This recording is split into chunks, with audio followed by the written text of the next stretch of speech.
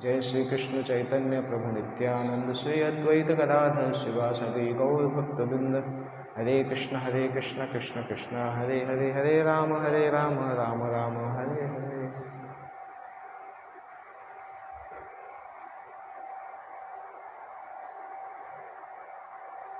हरे कृष्ण। तो आज विशेष उत्सव, वैष्णव उत्सव भी है और श्रीमद् भागवतम का आविर्भाव दिवस बोल सकते हैं, या फिर आज के दिन श्रीमद् भागवतम का पाठ कंप्लीट हुआ था जब श्री सुखदेव गोस्वामी परीक्षित महाराज को श्रीमद् भागवतम सुना रहे थे। तो आज 8 दिन पहले स्टार्ट हुआ, 7 दिन पहले स्टार्ट हुआ था और आज समाप्त हुआ था। इसलिए आज का दिन विशेष भद्र पूर्णिमा के नाम से जाना जाता है। श्रीमद् भागवतम में 12वें स्कंद में इसका वर्णन आता है कि इस दिन जो भी श्रीमद् भागवतम को सोने के सिंहासन में रख के पूजन करता है या दान देता है तो वो भगवान की शुद्ध भक्ति को प्राप्त करता है। तो विशेष दिन है। इस्कॉन के अंदर भद्र पूर्णिमा का कैंपेन चलता है हर मंदिर में। जैसे गीता का कंपटीशन चलता है दिसंबर में, उसी तरह से भद्र पूर्णिमा में श्रीमद् भागवतम के वितरण का प्रतिस्पर्धा इस्कॉन में चलता है। कई मंदिर डिस्ट्रीब्यूशन करते हैं। अच्छा, मायापुर मंदिर पिछली बार मायापुर या किसी मंदिर ने 1000 भागवतम सेट डिस्ट्रीब्यूट किए थे। मायापुर ने 5000 किए थे शायद। तो उसको प्रयास करना चाहिए हर मंदिर को। भागवतम सेट डिस्ट्रीब्यूशन करना भगवत गीता से डिस्ट्रीब्यूशन करने से थोड़ा सा कठिन हो सकता है, क्योंकि 6-7 हज़ार का इन्वेस्टमेंट है, परंतु अगर चाहें तो कर सकते हैं। कई मंदिर हैं, जैसे गुजरात में अहमदाबाद मंदिर में बहुत श्रीमद् भागवतम डिस्ट्रीब्यूट होता है। भद्र पूर्णिमा में पिछले साल उनका 600-800 के लगभग भागवतम सेट किए थे। इस बार भी उन्होंने 700 सेट का टारगेट लिया है। कोलकाता के पास में एक छोटा सा टेम्पल है पानीहाटी बहुत छोटा मंदिर है। जब से भद्र पूर्णिमा चालू हुआ है तब से वो छोटे टेम्पल्स में टॉप पे रहता है पूरी दुनिया में। छोटा सा टेम्पल है, पहली बार उन्होंने 200 सेट किए, उसके बाद 500, फिर 700। छोटा सा मंदिर है, परंतु भद्र पूर्णिमा बहुत अच्छे से करते हैं। हर साल 500-600 सेट भद्र पूर्णिमा के समय भागवतम सेट का डिस्ट्रीब्यूशन करते हैं। तो उससे कुछ प्रेरणा ले सकते हैं। भद्र पूर्णिमा के पहले से हम प्लान कर सकते हैं कि कितने लोग हैं जिनके पास भागवतम नहीं है, तो उनको भागवतम देने का प्रयास करें। अगर हमारे पास बहुत पैसे हैं तो हम भागवतम सेट स्पॉन्सर भी कर सकते हैं, लोगों को दे सकते हैं, बांट सकते हैं। श्रीमद् भागवतम के बारे में चैतन्य महाप्रभु बताते हैं, कृष्ण तुल्य भागवत विभु सर्वाश्रय, प्रति श्लोके प्रति शब्दे नाना अर्थ होय। कि कृष्ण तुल्य भागवत, श्रीमद् भागवतम जो है वो कृष्ण के समान है। जैसे कृष्ण है, कृष्ण का नाम है, उसी तरह से श्रीमद् भागवतम है। और विभु सर्वाश्रय, भागवतम सबसे उच्च है और सभी का आश्रय, सभी को आश्रय प्रदान करने वाला है। और प्रति शब्दे प्रति श्लोके नाना अर्थ होय। श्रीमद् भागवतम के हर शब्द में, हर श्लोक में बहुत सारे अर्थ निकल के आते हैं। जो व्यक्ति भक्ति में जितना एडवांस है उतने अर्थ वो समझ सकता है। चैतन्य महाप्रभु ने खुद श्रीमद् भागवतम के एक श्लोक के 61 मीनिंग बताए थे। पहले स्कंद के 7वें अध्याय का 10वां श्लोक, आत्मा रामश्च मुनयो। तो महाप्रभु बोलते हैं कि इसी तरह से भागवतम के हर श्लोक को इंटरप्रेट किया जा सकता है, क्योंकि वो स्वयं भगवान है। अभी एक्चुअली हम समझ नहीं पाते हैं कि हर श्लोक और हर शब्द कैसे भगवान के समान है, क्योंकि भौतिक बुद्धि से समझना भी मुश्किल है। और हम भक्ति कर भले ही रहे, परंतु अभी भी भौतिक बुद्धि है, कोई बहुत एडवांस बुद्धि नहीं हुई है, इसलिए हम नहीं समझ पाते हैं। परंतु थोड़ा बहुत तो समझ में आता है कि भागवतम कुछ विशेष है। जब सुनते हैं तो कुछ लगता है कि विशेष है, क्योंकि श्री सुखदेव गोस्वामी द्वारा इसको दिया गया। सबसे पहले तो श्री व्यासदेव के द्वारा लिखा गया, फिर सुखदेव गोस्वामी के द्वारा दिया गया। पहले स्कंद में शायद पहले अध्याय में एक श्लोक आता है, यह स्वानुभावम अखिल श्रुति सारमेकम अध्यात्म दीपम अतिथितीर्षतां तमोन्धम संसारिणाम करुणया पुराण गुह्यम तम व्यास सूनोपयामि गुरु मुनीनाम। सुत गोस्वामी सुखदेव गोस्वामी को प्रणाम करते हैं। उनका प्रणाम मंत्र में ये आता है, संसारिणाम करुणया पुराण गुह्यम। संसारी लोग, विशेष रूप से कलयुग के जो लोग हैं, उन पे कृपा करके श्री सुखदेव गोस्वामी इस गुह्य पुराण को बोलते हैं। और श्रीमद् भागवतम अगर देखा जाए तो वेद, पुराण, इतिहास तीनों कैटेगरी में सबसे उच्च अवस्था में प्राप्त होता है। एक श्लोक आता है जो कोई आचार्य ने कमेंट्री में लिखा है कि वेद, पुराण, इतिहास कभी कभी माता पिता के जैसे टीच करते हैं, कभी कभी शिक्षक के जैसे टीच करते हैं, कभी कभी मित्र के जैसे टीच करते हैं, परंतु भागवतम तीनों तरीके से सिखाता है। इसलिए भागवतम को वेद, पुराण और इतिहास तीनों से भी ऊपर माना गया है। सामान्यतः पुराण की कैटेगरी में आता है, परंतु उसको वैदिक साहित्य में सबसे उच्च स्थान दिया गया है। और अगर हम देखें 70-80 साल पहले श्रीमद् भागवत कथा भारत में चलता था, परंतु इतने लार्ज लेवल पर नहीं चलता था। परंतु प्रभुपाद ने श्रीमद् भागवतम को संसार में फेमस किया। जब प्रभुपाद श्रीमद् भागवतम को लिखे और भागवतम को लेके, इनफैक्ट प्रभुपाद से जब पूछा गया था कि आप अमेरिका कब आए, तो प्रभुपाद ने बोला एक्चुअली मैं अमेरिका नहीं आया, भागवतम अमेरिका आया था, मैं उसके साथ में आया। इस तरह से प्रभुपाद ने बोला था। तो प्रभुपाद ने भागवतम को लिखा और फिर संसार में भागवतम को प्रचार किया दुनिया के हर देश में। और इवेंचुअली उस भागवतम का अलग अलग भाषाओं में परिवर्तन हुआ, और जिस कारण से भागवतम संसार में फेमस हो गया। अदरवाइज भारत के बाहर भागवतम को इतना लोग नहीं जानते थे। श्री श्री राधा दामोदर की जय, श्री श्री श्री जगन्नाथ बलदेव सुभद्रा महारानी की जय, श्री श्री गौर निताई, श्रीनाथ जी गोपाल जी की जय। भारत के अंदर, पर अभी आप देखो किसी भी स्थान में जाओ तो भागवत कथा कितना फेमस है। वो प्रभुपाद का प्रयास है कि श्रीमद् भागवतम को भारतीय वैदिक ग्रंथों की श्रेणी में सबसे ऊपर तक लेके आए। तो श्रीमद् भागवतम के अंदर ही जो दिया है ना, तद्वाग विसर्गो जनताग विप्लवो, एक इस प्रकार का क्रांति होता है जो संसार के पापी लोगों के जीवन को बदल देता है। श्रीमद् भागवतम में वो 5000 साल पहले लिखा गया था, परंतु वो क्रांति देखा नहीं गया जब तक प्रभुपाद अमेरिका नहीं गए। तो प्रैक्टिकली उस क्रांति को, श्रीमद् भागवतम की जो क्रांति संसार में आई, उस क्रांति को लाने का श्रेय प्रभुपाद को जाता है। और उन्हीं प्रभुपाद का संन्यास दिवस भी है। आज के दिन प्रभुपाद ने संन्यास लिया था। उसके साथ साथ चैतन्य महाप्रभु के बड़े भाई जो कि नित्यानंद प्रभु के अवतार हैं या बलराम के अवतार हैं, विश्वरूप, उनका भी संन्यास दिवस आज के दिन है। चैतन्य भागवत में और एक दो और ग्रंथों में विश्वरूप महोत्सव का वर्णन आता है और विश्वरूप के संन्यास का भी वर्णन आता है। इवन भक्ति रत्नाकर में भी थोड़ा सा वर्णन बताते हैं। तो चैतन्य भागवत इस प्रकार से बताता है कि विश्वरूप बचपन से ही भगवान कृष्ण के प्रति बहुत आसक्त थे और अद्वैताचार्य के घर में वो जाते थे। ज़्यादातर समय उनका अद्वैताचार्य के घर में निकलता था, जहाँ पे कृष्ण कथा और कृष्ण कीर्तन चलता रहता था। उस समय चैतन्य महाप्रभु तो बहुत छोटे थे, छोटे बच्चे थे, बाल लीला चल रही थी चैतन्य महाप्रभु की।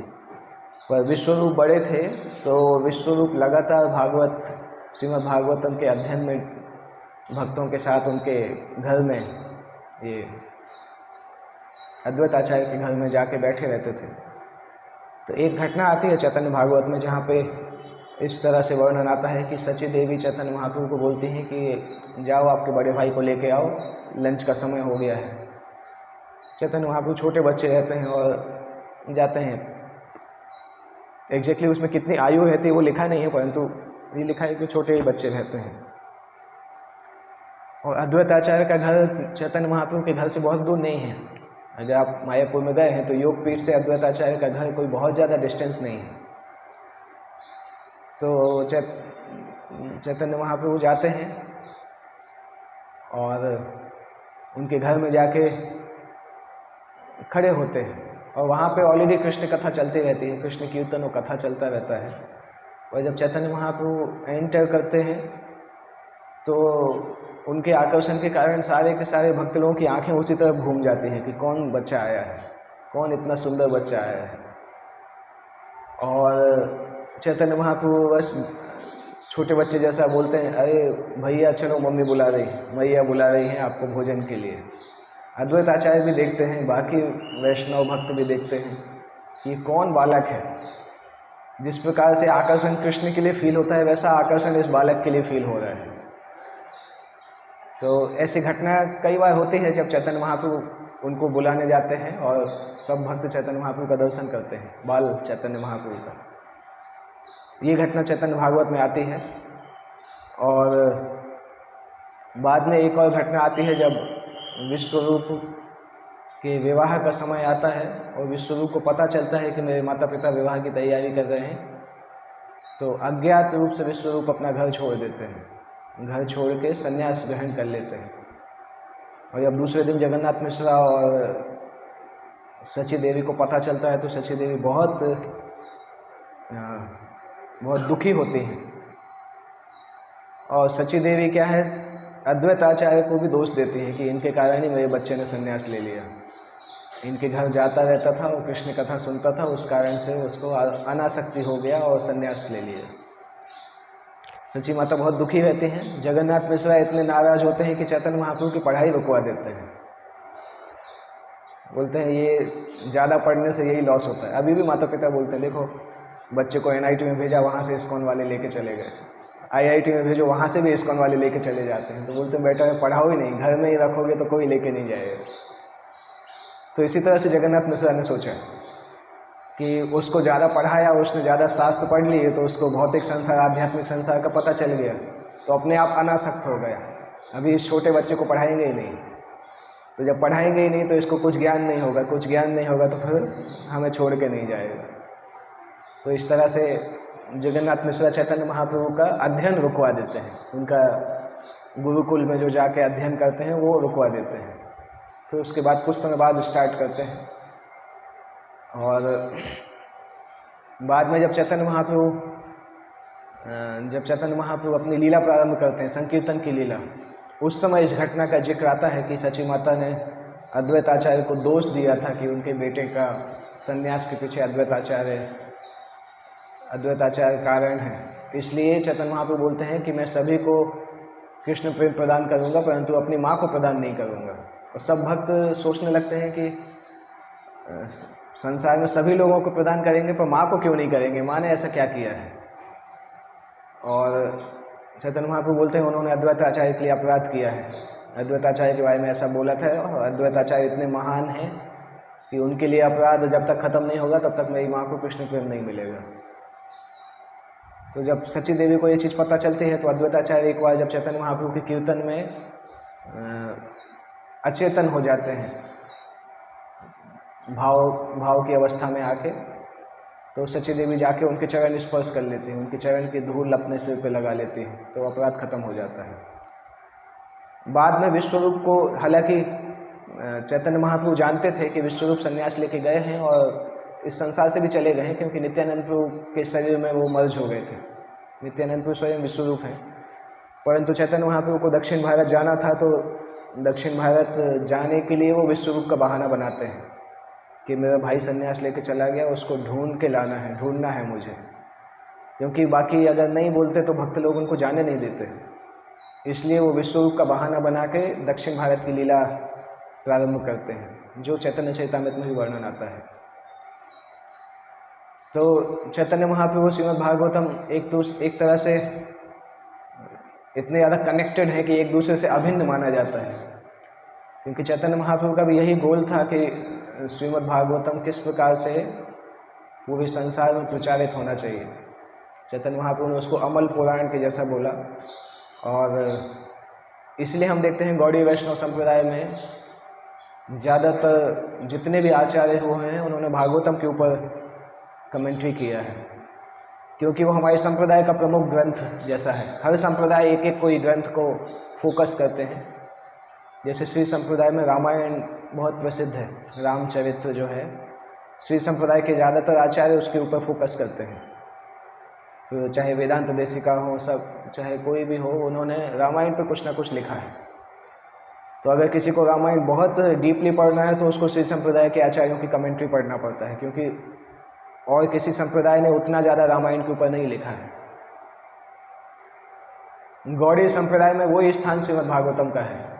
मध्वाचार्य के संप्रदाय में वो स्थान महाभारत का है, क्योंकि उन्होंने महाभारत तात्पर्य निर्णय नामक ग्रंथ लिखा जिसमें महाभारत का एलेबोरेट कमेंट्री किया है। तो और इसलिए गौड़ीय संप्रदाय में श्रीमद् भागवतम का वो स्थान है, क्योंकि चैतन्य महाप्रभु ने श्रीमद् भागवतम को प्रचारित किया इस तरह से। और एक श्लोक इस प्रकार से आता है जहाँ पे श्रीमद् भागवतम के अलग अलग स्कंदों को भगवान के शरीर के अलग अलग अंगों से तुलना की गई है, जिसमें पहला और दूसरा स्कंद भगवान के चरणों से प्रारंभ होके 10वां स्कंद भगवान के फेस को, मुख को प्रदर्शित करता है। और श्रील प्रभुपाद की लाइफ में भी उनका एक मुख्य मिशन था कि श्रीमद् भागवतम को कमेंट्री करना चाहते थे, वो लिखना चाहते थे। और प्रभुपाद ने 1943 में 1943-44 में प्रभुपाद ने भागवतम का कमेंट्री, भगवद गीता का कमेंट्री लिखा था। परंतु जब वो झांसी और लखनऊ में गए थे, उस समय उनकी पत्नी ने उस भगवद गीता की कमेंट्री को बेच दिया था। उसके बाद से वो कमेंट्री को लिख नहीं पाए थे, भगवद गीता की कमेंट्री को नहीं लिख पाए थे। वो कमेंट्री उन्होंने बाद में लिखा, जब वो अमेरिका आ गए, पाश्चात्य देश में आके फिर से उन्होंने भगवद गीता का कमेंट्री लिखा। परंतु एक बार लिखने का पूरे कागज़ सब गायब हो चुके थे। और जब उनको लगा कि मुझे पाश्चात्य देश में जाना चाहिए, विशेष रूप से संन्यास के बाद, तब उन्होंने सोचा कि अगर पाश्चात्य देश में जाना है तो मेरे पास कुछ होना चाहिए जो मैं प्रचार करूँगा। तब प्रैक्टिकली उन्होंने 1962 में श्रीमद् भागवतम के पहले प्रथम स्कंद को लिखना प्रारंभ किया। उसके पहले 1959 में उनका संन्यास, 59 में संन्यास हुआ था। तो उस समय उनका संन्यास हुआ। और हालांकि प्रभुपाद को कई बार पहले सपने आते थे, उनके गुरु के सपने आते थे कि आप संन्यास लीजिए। प्रभुपाद खुद ही एक लेक्चर बताते हैं कि जब भी सपने आते थे मैं डर जाता था कि संन्यास कैसे लूँगा, क्योंकि संन्यास एक बहुत बड़ी जिम्मेदारी होती है। जब प्रभुपाद झांसी में भी प्रचार कर रहे थे तब भी उनको सपना आए थे। इस पहली बार सपने आने तभी चालू हुए थे जब झांसी में प्रचार कर रहे थे। वो समय था 1955 के लगभग, 53 से 55 के बीच में, क्योंकि प्रभुपाद कुछ समय झांसी में रहे थे। आतिया तालाब के पास में प्रभुपाद ने एक जगह भी देखा था। और झांसी में उन्होंने जन्माष्टमी भी मनाया था, इनॉग्रेशन किया था, सेंटर का इनॉग्रेशन किया था। और उसमें बहुत लोग आए थे इनॉग्रेशन में। तो उसी इनॉग्रेशन में उस शहर के एक बड़े व्यक्ति थे, उनकी पत्नी आई थी। तो उनको वो जगह अच्छी लग गई अपने महिला प्रोग्राम के लिए। और जो उस जगह के मालिक थे, उस मालिक को उन्होंने वो करना चालू किया, ब्लैकमेल करना चालू किया कि ये जगह हमें दे दो, नहीं तो तुम्हारे जितने भी थिएटर हैं सिटी में उन सबको हम बैन कर देंगे। तो धीरे धीरे जो मालिक था उस जगह का, उस मालिक ने प्रभुपाद को परेशान करना चालू किया। जबकि कागज़, जब रेंट एग्रीमेंट ये सब कुछ हो गया था, परंतु उसने अलग अलग कारण बोलना चालू किया कि ये चीज़ बाकी है, ये बाकी है। फाइनली उसने बोला कि अगर आप 5,000 रुपये जमा करेंगे एडवांस में तो फिर आपको जगह दे सकते हैं। उसको पता था 5,000 रुपये तो प्रभुपाद के लिए कहाँ पॉसिबल है। प्रभुपाद का बिजनेस उस समय तक ख़त्म हो गया था, ऑलमोस्ट ख़त्म होने की कगार पे था। तो प्रभुपाद 5,000 रुपये जब ढूंढने लगे तो प्रयास करते करते 5,000 रुपये नहीं ढूंढ पाए और फाइनली वो जगह उनके हाथ से चला गया। और प्रभुपाद वहाँ पे रुकना चाहते थे, पर प्रभुपाद ने सोचा अगर कोई स्थान नहीं होगा तो रुक के क्या करेंगे। तो वहाँ पे उनको सफलता थोड़ी मिलने लगी थी, लोग भी आकर्षित होने लगे थे, परंतु प्रभुपाद को झांसी छोड़ के आना पड़ा। और उसके बाद ये स्थान है जब प्रभुपाद ने डीपली सोचना चालू किया कि अभी संन्यास लेना होगा, क्योंकि उनके गॉड ब्रदर भक्ति प्रज्ञान केशव महाराज ने उनको बताया कि अगर आध्यात्मिक गुरु इस प्रकार से आदेश दे रहे हैं तो स्वीकार करना चाहिए।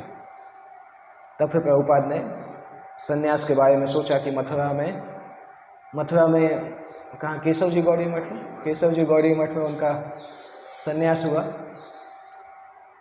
और सन्यास के बाद प्रभुपाद को जब लेक्चर देने के लिए बोला तो एक भी सबके सब बंगाली भक्त थे वहाँ पे, और प्रभुपाद इंग्लिश में लेक्चर दिए।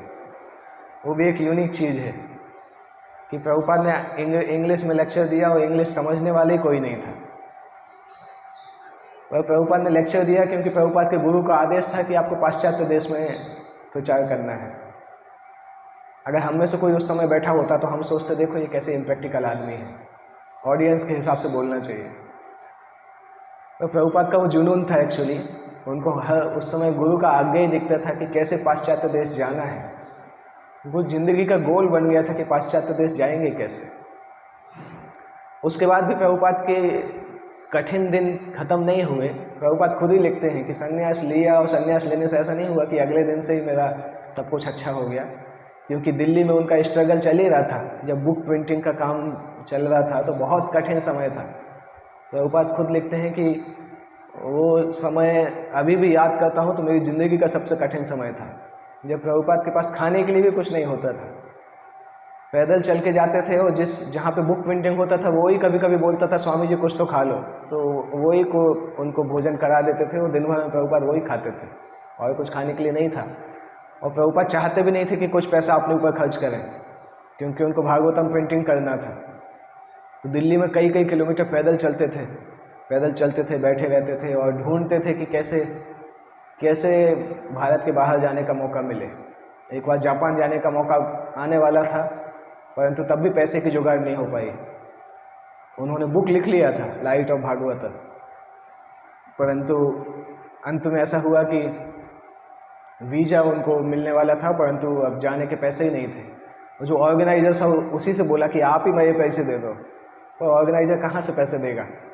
तो फाइनली वो जा नहीं पाए। उस कारण से पुस्तक हमारे पास आ गई, पर प्रभुपाद गए नहीं वहाँ पे। तो प्रभुपाद लगातार ढूंढते रहते थे। उनके फ्रेंड थे मथुरा में, ये गोपाल अग्रवाल के पिताजी, क्या नाम था तो याद नहीं नाम, मथुरा के व्यापारी थे वो। तो प्रभुपाद उनके पास जाके बैठते थे। प्रभुपाद को पता नहीं था कि उनका बेटा अमेरिका में है, ऐसा अंदाज़ा नहीं था। तो वो एक बार प्रभुपाद से शिकायत कर रहे थे कि मेरा बेटा अमेरिका में गया। श्री राधा दामोदर की जय, श्री श्रीनाथ जी गोपाल जी कौन बताइए, श्री जगन्नाथ बलदेव सुनते महाराज की जय। तो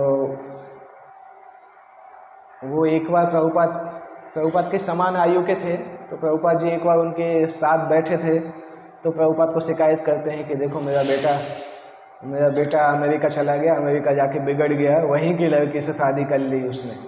इस तरह से वो शिकायत कर रहे थे प्रभुपाद से। और प्रभुपाद ने जब सुना अमेरिका का नाम तो प्रभुपाद बोलते अच्छा तुम्हारा बेटा अमेरिका में है, मैं भी अमेरिका जाना चाहता हूँ। तो जो अग्रवाल जी थे उनको थोड़ा अजीब लगा कि यार इनको मैं अपनी कंप्लेंट सुना रहा हूँ, ये अपने ही बीच में अपना केस बीच में ला रहे हैं। और प्रभुपाद ने सीरियसली ले लिया कि अरे इनका बेटा अमेरिका में रहता है तो कैसे भी करके अमेरिका तो जाना है। तो उन्होंने उनसे रिक्वेस्ट किया कि अपने बेटे से बोले कि मुझे स्पॉन्सरशिप भेजे। स्पॉन्सरशिप उनका बेटा भेजता रहता था, परंतु कभी कोई जाता नहीं था। उनके बेटे ने भी नहीं सोचा था कि स्पॉन्सरशिप मिलेगी, वो मेरे ही घर आ जाएंगे। तो उनके पिता ने स्पॉन्सरशिप तो अरेंज कर दिया, क्योंकि पहले भी किया था। तो प्रभुपाद को आशा जग गई कि जा सकते हैं, पर केवल स्पॉन्सरशिप सफिशिएंट नहीं है, जाएंगे कैसे। फिर उसके बाद प्रभुपाद ने सिंधिया स्टीम कंपनी थी ना,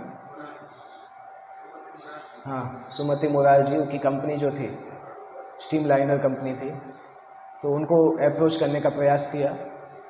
5 घंटे प्रभुपाद उनके ऑफिस के बाहर बैठे थे, कुछ ऑफिस की सीढ़ियों पर बैठे थे। और वो एक उसके बीच में अंदर बाहर गई भी, पर लास्ट में शाम को जब उन्होंने देखा कि स्वामी जी बैठे हैं तब उन्होंने अंदर बुलाया। और स्वामी जी की रिक्वेस्ट बहुत अजीब सी थी, क्योंकि अमेरिका लोग घूमने के लिए जाते थे। उन्होंने कभी आशा नहीं किया था कि कोई सन्यासी अमेरिका जाने के लिए इतनी जिद करेगा। तो उनको समझ में ही नहीं आया था कि ये जाना क्यों चाहते हैं। ऑब्वियसली कोई साधु अमेरिका जाने क्यों चाहेगा, लोगों को डाउट होता है। तो वो पूछ रही थी कि आप करोगे क्या वहाँ पे, ना तो खाने का कुछ मिलेगा। तो प्रभुपाद बोला आपको इतनी चिंता क्यों हो रही है, आप तो मुझे टिकट दे दीजिए, मैं चला जाऊँगा, जो करूँगा करूँगा, मरूँगा तो मर जाऊँगा, क्या समस्या है। तो वो बोलती हैं कि नहीं नहीं, मैं आपको अपने पिता जैसा मानती हूँ, इसलिए मैं आपको नहीं जाने दूंगी। तो प्रभुपाद फिर इमोशनल होकर बोलते हैं कि ऐसी कौन सी बेटी है जो पिता की अंतिम इच्छा पूरी नहीं कर सकती।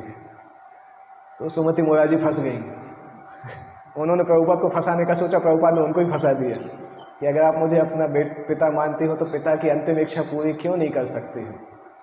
तब फिर उन्होंने बोला कि ठीक है आप जाइए। प्रभुपाद भी जानते थे कि चैलेंजेस क्या होंगे, जाने में इतना आसान नहीं था। और प्रभुपाद ने सुना भी था अमेरिका के बारे में, इसलिए प्रभुपाद अपने साथ एक बहुत बड़ा बर्तन में आलू भर के ले गए थे। प्रभुपाद को लगता था कि उबले आलू ड्राई करके लेके गए थे कि अगर कुछ नहीं मिलेगा तो यही खाएंगे, जब तक चलेगा तब तक रहेंगे, जब ख़त्म हो जाएगा तो वापस आ जाएंगे। इस तरीके से सोच के गए थे, क्योंकि उस समय ऐसा सोशल मीडिया भी नहीं था, टेलीविज़न भी अमेरिका में था परंतु इंडिया में टेलीविज़न नहीं आया था उस समय, केवल रेडियो सिग्नल थे, रेडियो पे जो चलता था फ्रिक्वेंसी 1960s में। इंडिया में टेलीविज़न नहीं था, रेडियोज़ भी सबके पास नहीं होते थे, तो प्रैक्टिकली पता ही नहीं था कि अमेरिका है क्या। केवल प्रभुपाद ने सुना था कि अमेरिका एक देश है जो बहुत शक्तिशाली है और दुनिया का सबसे शक्तिशाली देश है, इस तरह से सुना था, बाकी ग्राउंड एक्सपीरियंस नहीं था। तो जैसे अभी तो हमें पता है कि अमेरिका में मिलता है, वेजिटेरियन है, लोग भी हैं, परंतु उस समय उतना अंदाज़ा नहीं था। तो प्रभुपाद इसके लिए तैयार थे कि अगर आलू खा के जीना पड़ेगा तो जिएंगे, पर वो तैयार थे कि जाना तो है एक बार। तो इवेंचुअली उनका सब कुछ अरेंज हुआ, पी फॉर्म भी अरेंज हुआ। उस समय पी फॉर्म की ज़रूरत पड़ती थी, अभी पी फॉर्म अमेरिकन वीज़ा से हटा दिया, क्योंकि प्रभुपाद एक्चुअली इनिशियली में विजिट वीज़ा के हिसाब से गए थे। विजिट वीज़ा में वो 6 महीने रुक सकते थे, फिर 6 महीने एक्सटेंड करके 1 साल तक रुक सकते थे। जब प्रभुपाद ने इस्कॉन की स्थापना किया, फिर वहाँ लोकली प्रभुपाद ने उस वीज़ा को एक्सटेंड कराते रहे, फिर शायद कौन सा वीज़ा लिया होगा उस समय, क्योंकि अभी के हिसाब से अगर प्रभुपाद जाते तो रिलीजियस वीज़ा लेना होता उनको, जो कि 3 साल तक चलता है, परंतु रिलीजियस वीज़ा उस समय चलता था कि नहीं पता नहीं, 60 साल पहले क्या था। पर प्रभुपाद 1 साल तक का वीज़ा एक्सटेंड किए थे, उसके बाद फिर उन्होंने दूसरा अप्लाई किया था, तो स्पेशल प्रेफरेंस के हिसाब से उनको मिल गया था। पर उसके बाद फिर प्रभुपाद अमेरिका में लगातार उतना रहे भी नहीं। 1968 के बाद तो प्रभुपाद ने वर्ल्ड ट्रैवल चालू कर दिया था, तो फिर अमेरिका में एट अ टाइम अमेरिका में महीनों नहीं रहते थे, जाते थे, फिर दूसरे देश जाते थे, फिर अमेरिका वापस आते थे। तो प्रभुपाद को इस तरह से भी वो सब कुछ डॉक्यूमेंटेशन कंप्लीट हुआ। और फिर प्रभुपाद कोलकाता जाते हैं, कोलकाता से मायापुर जाते हैं, शांतिपुर जाते हैं, अद्वैताचार्य के घर में जाते हैं प्रार्थना करने के लिए, और फाइनली लौट के कोलकाता से मुंबई आते हैं। फ्लाइट जब ये जहाज़ जाने वाला होता है, और मुंबई में प्रभुपाद कुछ दिन रहते हैं। सुमति मोरारजी के एम्प्लॉय जो रहते थे उसी कॉलोनी में प्रभुपाद रहते हैं। उस कॉलोनी में उनकी अच्छी दोस्ती हो जाती है। छोटे छोटे बच्चे प्रभुपाद के साथ खेलने के लिए आते थे, शाम को प्रभुपाद भागवत सुनाते थे सब लोगों को। तो शायद हो सकता है 1 आध हफ्ते प्रभुपाद वहाँ रहे हों। 1 हफ्ते के बाद जब प्रभुपाद जहाज़ पकड़ने जा रहे थे तो कॉलोनी के सारे लोग उनको गेट तक छोड़ने के लिए आए थे, इतना प्रेम करने लगे थे। बोले थे आप क्यों जा रहे हैं अमेरिका, यहीं रहिए, हमें तो भागवत सीखना है आपसे। तो प्रभुपाद उनको छोड़ के फिर जाते हैं। फाइनली 13 अगस्त को प्रभुपाद जहाज़ में बैठते हैं। उनकी पुस्तकें बाद में लोड होती हैं। पुस्तकें कहाँ से लोड होती, कोचीन या कोलकाता, कहाँ से भागवतम लोड होती है। और फिर प्रभुपाद जाते हैं 35 दिन की यात्रा, 35 दिन समुद्र में रहते हैं, और 17 सितंबर को प्रभुपाद बॉस्टन पहुंचते हैं। बॉस्टन में पहली बार प्रभुपाद ज़मीन देखते हैं, ज़मीन पे जाते हैं 35 दिन बाद। और बॉस्टन में एक्चुअली प्रभुपाद जाना इसलिए चाहते हैं क्योंकि वो अमेरिका को देखना चाहते थे कि अमेरिका है क्या। तो कैप्टन पंड्या अपनी पत्नी के साथ कुछ शॉपिंग करने जाना चाहते थे, इसलिए प्रभुपाद उनके साथ बॉस्टन के मार्केट में जाते हैं। और लौट के जब आते हैं तो प्रभुपाद वो पोएम लिखते हैं, अमेरिका में कैसे प्रचार करना चाहिए, मार्केने भागवत धर्म, उस सॉन्ग को लिखते हैं। जब प्रभुपाद देखते हैं कि पूरी जनता यहाँ पे रजोगुण तमोगुण में भरी है, तो भागवत का संदेश कौन सुनेगा, वो सोच के प्रभुपाद उस कविता को लिखते हैं। 17 सितंबर को फिर बॉस्टन से जहाज़ निकलता है, 19 सितंबर को न्यूयॉर्क पहुंचता है। बॉस्टन से न्यूयॉर्क का डिस्टेंस दोनों ईस्ट कोस्ट में ही हैं, करीब 300-400 माइल्स का डिस्टेंस होगा। तो बोस्टन से न्यूयॉर्क 19 सितंबर को पहुंचते हैं और प्रभुपाद जब न्यूयॉर्क से बाहर आते हैं तो उनको पता ही नहीं रहता है कि लेफ़्ट जाना है कि राइट जाना है। और एक और चीज़ रहता है कि प्रभुपाद को ये पता नहीं रहता है कि कोई उनको लेने आया होगा कि नहीं, क्योंकि गोपाल अग्रवाल को प्रभुपाद लेटर लिखते हैं निकलने के पहले कि मैं अमेरिका के लिए निकलने वाला हूँ, इस डेट पे पहुँचूँगा, परंतु उस लेटर का कोई रिप्लाई नहीं आता, उसके पहले ही प्रभुपाद निकल जाते हैं। तो प्रभुपाद को ये पता नहीं रहता है कि वो लेने आएगा कि नहीं आएगा, या मैं जाऊँगा तो जाऊँगा कहाँ, क्योंकि एक ही आदमी था जिसको जानते थे और उस आदमी ने भी रिप्लाई नहीं किया था, लेटर भेज के चले आए थे। तो उनको पता नहीं किस प्रकार से कृष्ण के प्रति इतना वो था, उनका विश्वास था कि कुछ ना कुछ अरेंज होगा, क्योंकि अगर गोपाल अग्रवाल अपनी कार को नहीं भेजता तो प्रभुपाद कहीं जा ही नहीं सकते थे, उनको रोड पे ही सोना पड़ता, क्योंकि और किसी को जानते ही नहीं थे वो। पर गोपाल अग्रवाल ने अपने ड्राइवर को भेज के रखा था, फिर ड्राइवर उनको पेनिसिल्वेनिया लेके आए और प्रभुपाद 1 महीने वहाँ रहते हैं पेनिसिल्वेनिया में, यही देखने के लिए कि अमेरिका में कैसे प्रचार करेंगे। प्रभुपाद बहुत सारी अलग अलग जगह पे जाते हैं, जैसे एक बार एक वहाँ पे मूवी जैसा कुछ चल रहा होता है थिएटर में, प्रभुपाद उसको थिएटर में जाते हैं, मूवी देखने के लिए नहीं जाते, ये देखने के लिए जाते हैं कि अमेरिकन लोग क्या पसंद करते हैं। तो सब लोग थिएटर में पर्दे की तरफ देख के बैठे रहते हैं, प्रभुपाद पीछे देखते रहते हैं कि कौन सा सीन आता है और ये लोग कैसा रिस्पॉन्स करते हैं, वो देखने के लिए प्रभुपाद बैठे रहते हैं। उनको मूवी की स्टोरी से कुछ उतना लगाव नहीं रहता है, पर देखना चाहते हैं अमेरिकन लोगों को अच्छा क्या लगता है। उसी तरह से मैं कृष्ण भक्ति में इंट्रोड्यूस करूँगा चीज़ों को, क्योंकि वो अमेरिकन कल्चर को जानना चाहते थे कि यहाँ के लोग किस में इंटरेस्टेड होते हैं। तो पूरा 1 महीना वो एक्सप्लोर करते हैं, अमेरिका के बारे में समझते हैं। उसके बाद जब वो सोचते हैं कि अभी पेनिसिल्वेनिया में बैठने से कुछ होगा नहीं, मुझे न्यूयॉर्क जाना चाहिए, क्योंकि न्यूयॉर्क दुनिया का सबसे प्रसिद्ध सिटी है, तब फिर प्रभुपाद न्यूयॉर्क जाते हैं। न्यूयॉर्क में भी सेम चीज़ रहता है, कोई को पहचानते नहीं हैं, केवल पेनिसिल्वेनिया में जब रहते हैं तो वहाँ पे उनको डॉक्टर मिश्रा के एक स्टूडेंट मिलते हैं। डॉक्टर मिश्रा डॉक्टर रहते हैं, परंतु अमेरिका में जाके उनकी डॉक्टरी चलती नहीं है, इसलिए योगा टीचर बन जाते हैं। अमेरिका में योगा बहुत प्रसिद्ध है, अगर किसी को जाके पैसा कमाना हो ना, थोड़ा बहुत आसन सीख के चले जाइए, वहाँ जाके बहुत प्रसिद्धि मिलती है, क्योंकि योगा बहुत प्रसिद्ध है वहाँ पर। तो डॉक्टर मिश्रा के घर में चले जाते हैं, परंतु डॉक्टर मिश्रा मायावादी रहते हैं, तो दोनों का संबंध अच्छा रहता है, परंतु दोनों के बीच में नोकझोंक भी चलती रहती है। प्रभुपाद उनको भोजन कुकिंग करके खिलाते थे डॉक्टर मिश्रा को, और जब दोनों प्रसाद लेते रहते थे तब दोनों एक दूसरे से लड़ते थे। डॉक्टर मिश्रा बोलते थे सब कुछ निराकार है, कोई रूप नहीं है। प्रभुपाद ने बोला तो प्रसाद क्यों खा रहे हो, तुम तो निराकार हो, प्रसाद की जरूरत ही नहीं तुम्हें खाने की। जब किसी का मुंह ही नहीं है तो खाएगा कैसे, तो तुम्हें खाने की क्या जरूरत है। इस तरह से दोनों की नोकझोंक चलती थी, पर चूंकि प्रभुपाद के पास कोई आश्रय नहीं था और डॉक्टर मिश्रा भी जानते थे कि बूढ़े व्यक्ति हैं तो ठीक है। पर जब इवेंचुअली क्या हुआ, डॉक्टर मिश्रा ने एक बार प्रभुपाद को कीर्तन के लिए बुलाया, लेक्चर खुद दिया, कीर्तन के लिए प्रभुपाद को बुलाया। प्रभुपाद ने कीर्तन किया, फिर प्रभुपाद जब बोलते थे तो डॉक्टर मिश्रा को चुभता था, क्योंकि वैष्णव सिद्धांत बोलते थे, तो प्रभुपाद को बोलने नहीं देते थे, केवल कीर्तन के लिए बुलाते थे।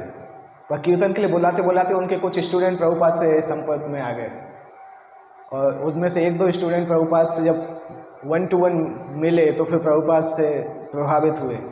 तो डॉक्टर मिश्रा को ऐसा लगा कि ये स्वामी जी तो शायद मेरे स्टूडेंट नहीं छीन लें, तब उन्होंने बोला आप अपना कहीं और ढूंढ लीजिए। तब फिर उस समय तक उन्हीं के स्टूडेंट में से एक स्टूडेंट थे जिन्होंने प्रभुपाद को ऑफ़र किया कि ठीक है आप हम कुछ अरेंज करते हैं। तो फिर प्रभुपाद रहने लगे। फिर लंबा कथा है, प्रभुपाद लीलामृत में उसका वर्णन डिटेल में आया है। उसके बाद जो प्रभुपाद ने किया वो पूरे संसार जानता है, परंतु इंडिया में जो प्रभुपाद ने किया वो पूरा संसार नहीं जानता है। इंडिया में जिस प्रकार से प्रभुपाद ने संघर्ष किया वो सब बहुत सारे लोगों को पता नहीं है, क्योंकि अमेरिका में जाके जो प्रभुपाद ने किया वो तो विश्व विदित है। जैसे जैसे इस्कॉन बढ़ेगा वैसे वैसे दुनिया में फैलता रहेगा, पर उसके पहले प्रभुपाद ने जो ज़िंदगी भर तैयारी किया है कृष्ण भक्ति को फैलाने का, उसके बारे में सभी लोग नहीं जानते हैं। तो प्रभुपाद का संन्यास लेना इस संसार के लिए बहुत महत्वपूर्ण अध्याय है। भले ही संसार के लोग अभी तक जानते नहीं हैं, परंतु रिसेंट पास्ट में पिछले 100 साल में होने वाली सबसे महत्वपूर्ण घटना है प्रभुपाद का संन्यास लेना। चाहे आप किसी भी पर्सपेक्टिव से देखो, हिस्टोरिकली या आध्यात्मिक रूप से किसी भी तरह से देखो, प्रभुपाद का संन्यास लेना दुनिया में आध्यात्मिकता की क्रांतिकारी का शुरुआत था। प्रभुपाद अगर संन्यास नहीं लेते तो ये आध्यात्मिक क्रांति शुरुआत प्रारंभ नहीं होती। इसलिए आज का दिन बहुत महत्वपूर्ण है, क्योंकि आज प्रभुपाद के संन्यास के कारण ही हम लोग यहाँ पे बैठे हुए हैं। प्रभुपाद संन्यास लेके भागवतम लिखे, फिर भागवतम को लेके अमेरिका गए, जिस कारण से आज हम अच्छे से भक्ति कर पा रहे हैं। प्रभुपाद के पास कोई ब्रांड नेम भी नहीं था, उन्होंने ब्रांड क्रिएट किया। हमारे पास तो ब्रांड है, हम जहाँ जाते हैं इस्कॉन के नाम से जाते हैं। जिस सिटी में जाते हैं पहले ही फ़ोन कर देते हैं कि राजभोग निकाल के रखना, हम आने वाले हैं, गेस्ट हाउस में रूम रखना। प्रभुपाद के पास ऐसा नहीं था। इनफैक्ट रिसीव करने के लिए भी कोई नहीं था, सामान उठाने के लिए भी कोई नहीं था, सब कुछ खुद ही किया उन्होंने। तो उन्होंने जो संघर्ष किया उसके कारण अभी हम सुख मिल रहा है। परंतु ये सुख लेते लेते ये नहीं सोचना चाहिए कि अभी शांति से ज़िंदगी काटें, क्योंकि हमारे ऊपर भी बहुत लक्ष्य है, बहुत बड़ा लक्ष्य प्रभुपाद ने दिया है। प्रभुपाद ने इस्कॉन को हर जगह स्थापित किया, परंतु हर गांव और हर शहर में भेजने की जिम्मेदारी हमें दिया है।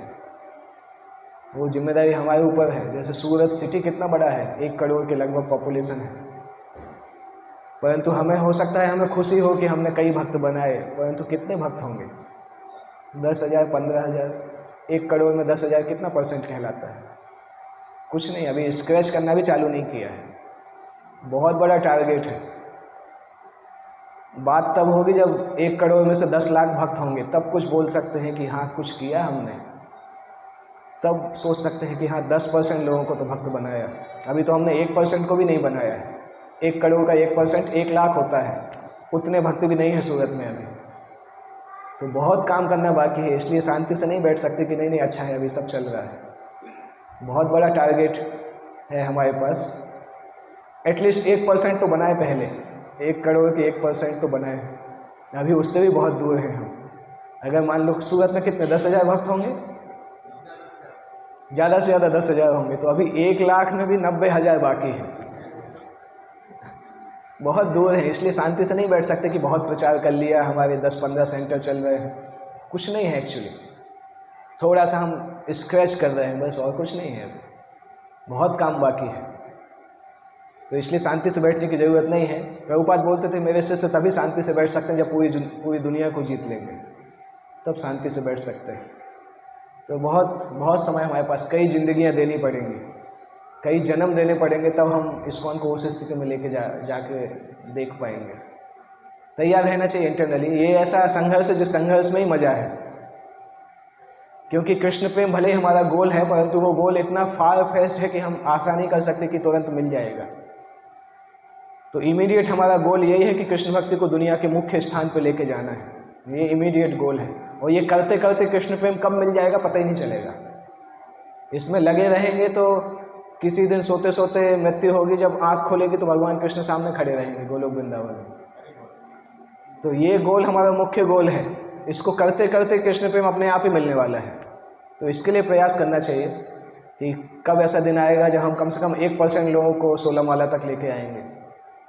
80 लाख लोगों में से 80,000 लोग जब 16 माला करेंगे तब हम सोच सकते हैं। पर ऐसा होगा कि 80,000 को जब तक हम 16 माला पहुँचाएंगे, यहाँ की पॉपुलेशन 2 करोड़ हो जाएगी, क्योंकि अभी हमारे पास 10,000 भी नहीं होंगे। तो बहुत मेहनत करने की ज़रूरत है सभी को। ओके, यहाँ पे हम एंड करते हैं। आज भागवतम का श्लोक इसलिए नहीं लिया क्योंकि बहुत सारे उत्सव का दिन था, इसलिए मुझे पता था कि उतने समय में भागवतम नहीं ले पाएंगे। या तो भागवतम कर सकते हैं या ये कर सकते हैं।